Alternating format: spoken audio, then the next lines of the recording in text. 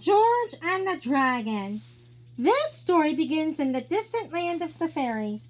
The Queen of the Fairies had taken in young George when he was a tiny baby. The fairies raised George to be brave and strong. They taught him to be a noble knight, skilled with a sword, but even more skilled with his mind. In time, the Queen of the Fairies called George to see her. It was time for George to seek his destiny. Okay. Your journey begins today, she told him. As you travel, you must always remember one thing. Your greatest weapon is your mind.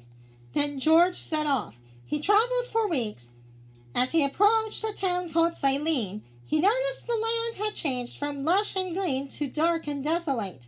The trees were bare and black, and a foul stench filled the air. George had made his way through the bleak landscape until he saw a castle just ahead in the distance. A high solid wall surrounded it, the castle, and the small city around it. The gate was closed up tight. A beautiful woman approached George. I am Princess Sabra. You must leave here, she warned. It isn't safe. But I'm a brave knight, here to help you, George said. It is my destiny. I will assist you at all costs. Sabra explained that a wicked dragon lived in the caves of the nearby forest. Her people lived in fear of the beast that ravaged the land and devoured all the animals. When the dragon has eaten up all the animals, he will certainly look for a new source of food, said Princess Sabra. When that happens, our townspeople will be in danger of becoming the dragon's next meal. It's terrible.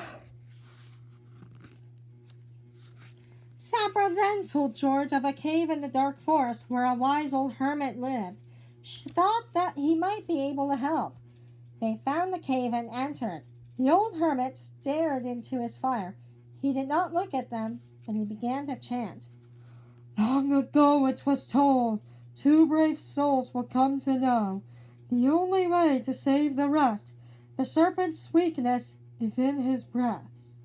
Suddenly, an hourglass appeared at their feet. They were puzzled, but the hermit would speak no more. So George and Sabra took this hourglass and hurried off while George pondered the hermit's riddle. Where's the hourglass?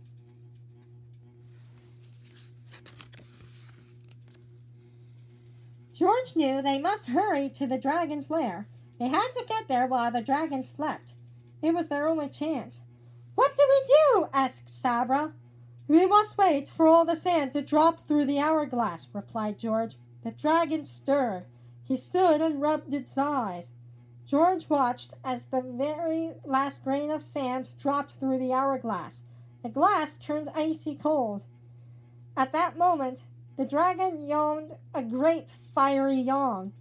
George saw his chance.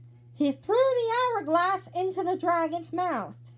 The hourglass broke apart on the dragon's tongue in a cloud of icy mist. Ooh. The dragon was furious. He looked down to see George and Sabra. Then he stretched out his body before rearing back to hurl a fiery blast at them.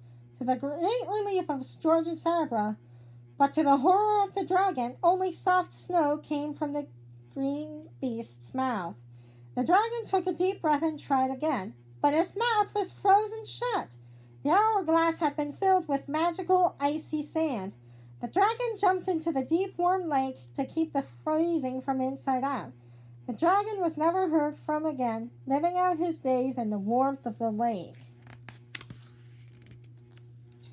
News of the dragon's defeat traveled back to the village. When George and Sabra returned, they were greeted with cries of joy and triumph. The people of Silene were no longer prisoners in their own kingdom. The king offered George bags of gold in thanks, but George wanted no payment for his deeds. It was my destiny to help, George said. Knowing that I was able to provide service for those in need is a reward enough for me. George continued on his journey. The story of his heroism preceded him, but with each stop along the way, he added to the legend with his continued acts of bravery. Like, comment, and subscribe, and I'll see you next time. Bye.